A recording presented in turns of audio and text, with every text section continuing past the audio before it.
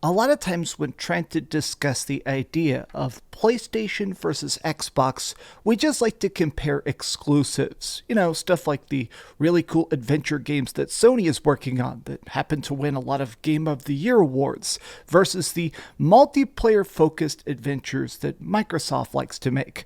Games like Sea of Thieves and Redfall and Halo Infinite.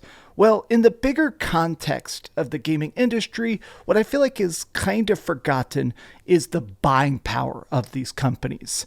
I mean, let's just face facts. Sony is very smart with their acquisitions. The fact that they managed to buy Bungie and soak up quite a bit of billions off that already, or even buying things like Bluepoint to work on some very cool remakes. Whereas right now, Microsoft is buying up everything they possibly can. I mean, they're actually spending tens of billions of dollars to buy things like Bethesda. Now they're trying to buy Activision Blizzard for $70 billion. So now it's interesting to think about the fact that when Sony spends cash, they have to be careful and they have to be smart. And now it looks like they're shoring up the cash for another mysterious $10 billion acquisition. But who could it be? Let's try and guess. What's up, gamers? DreamcastGuy here. Hi, hope you're having a great day. If you could like this video and subscribe if you haven't already. Now, I want to actually start this video off with a bit of a joke because yesterday was technically the 10-year anniversary of the announcement of the Xbox One.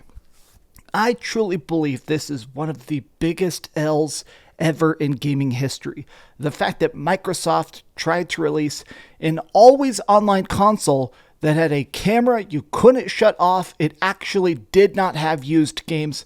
Everything about the Xbox One later they went back on, but man, still just a legendary freaking L. So happy birthday to the Xbox One, LOL. But next up, here is the part of this that's really been striking Twitter this morning, which is this tweet that says, consolidation in entertainment has been happening and Sony doesn't want to be left behind. Essentially what's happening is that there is a bunch of cash being piled up at Sony headquarters trying to definitely get ready for what looks like a big buyout. Around $8 billion in cash currently, and they still have a little bit left of this $5.1 billion that they saved up last year. Now, I decided to check the source on this myself. It's technically this Financial Times article. Now, if you actually scroll through it, most of it is incredibly dry business talk about the idea of retaining stakes. Oh, how are we going to hit our target time frame? But about 2/3 of the way down, they start to talk about the fact that right now they are definitely trying to buy stuff. They want to make some aggressive mergers and acquisitions to strengthen the power of the company. Now, to me, this is incredibly cool, but I also kind of wonder because $10 billion is a lot. There's a lot of companies out there that you and I love that are worth less than $10 billion. There's actually a lot of big studios, major publishers that you could probably buy a lot of stuff for this price tag. But here's the thing. Initially, I thought they were going to buy Konami. Straight up across the board, I 100% thought they were going to buy Konami until this morning. There's been this rumor going around for the last couple weeks that apparently Sony wanted to sign some sort of exclusivity contract for 3 major Konami games: the Silent Hill 2 remake, a Metal Gear Solid remake, and a brand new Castlevania. But this morning, Tom Henderson of Insider Gaming, this guy is pretty much never wrong. It seems like people are actually feeding him information. He's pretty much able to get stuff incredibly right because it's coming from the people making the games, it seems like.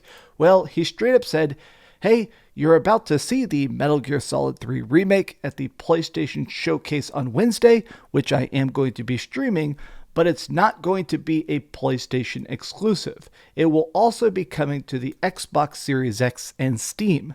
Now, I have to try and guess here, but I think he's probably seen the trailer. I bet somehow Tom Henderson has seen it because he already knows that it's being developed by Virtuos, which is a very, very good studio. I think this game is going to be great, but the fact that it's not part of this PlayStation deal. I think the idea of a PlayStation buyout of Konami, I just don't think it's going to happen now. I bet they're still going to try and buy some exclusivity contracts, but they're no longer going to try and eat the entire studio like a bacon cheeseburger. But when I see tweets like this by Millie A, she's got a very good track record. She's actually somebody that has a very, very long history of PlayStation leaks that have been pretty dang on the money. And this morning, she just said acquisition. Now, to me, this definitely signals that there's some sort of rumblings happening, but we really can't know what it is. A lot of people here are saying, hey, if something got leaked, it's not happening.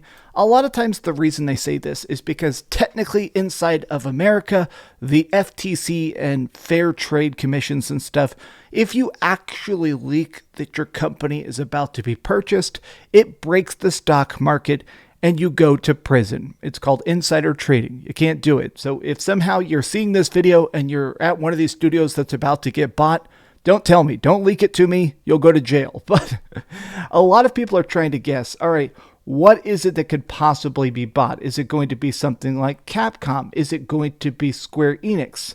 A lot of people, more than anything else, are guessing Square Enix. And I fully believe that the most. I guess to me, the idea of Square Enix working together so closely for the last couple years, it seems bizarre to me that they wouldn't try and at least buy them. If this isn't a Square Enix acquisition, at the very least, I guarantee you the talks have happened. Square Enix recently sold off a bunch of their older IP and stuff to shrink the company a bit. They actually sold $330 million of value. And a lot of times before a company gets scooped up, they call it leaning out. They'll actually slim themselves down to their most valuable assets, their best programmers, their best developers. That way, when they get bought, they can immediately start making as much cash as possible for the next big daddy to pay their bills.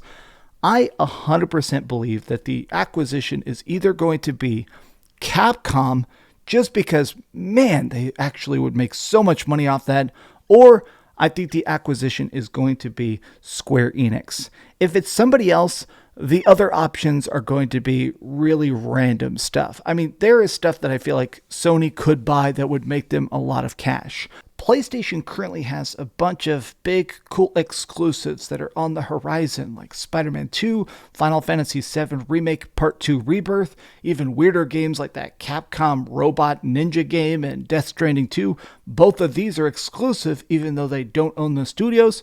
I do think there is a good chance that Sony is going to buy a company, but it's difficult to say how big it's going to be.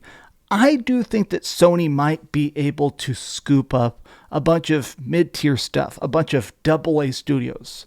My biggest complaint about the gaming industry as it currently exists is the super long development times. I'm extremely excited for Final Fantasy XVI. In fact, even today, I've actually been tweeting about the fact that they just announced that Final Fantasy XVI is going to have a freaking demo. I'm extremely excited about that.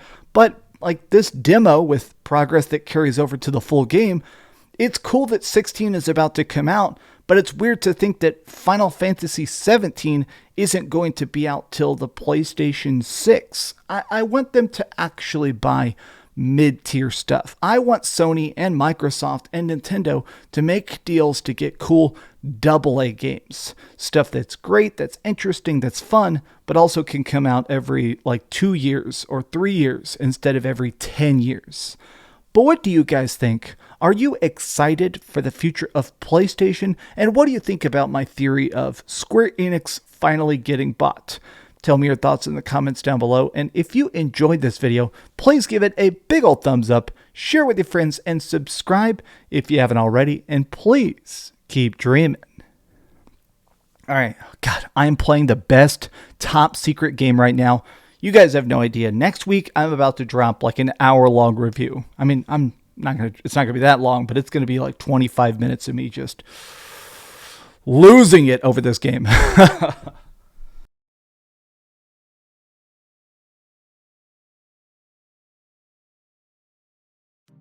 Thanks so much for watching that video. If you want to see something else, you can always click this link to see what I put up last, or, subscribe and see what's coming up next. Also, I promise that whatever I do, it'll try not to suck.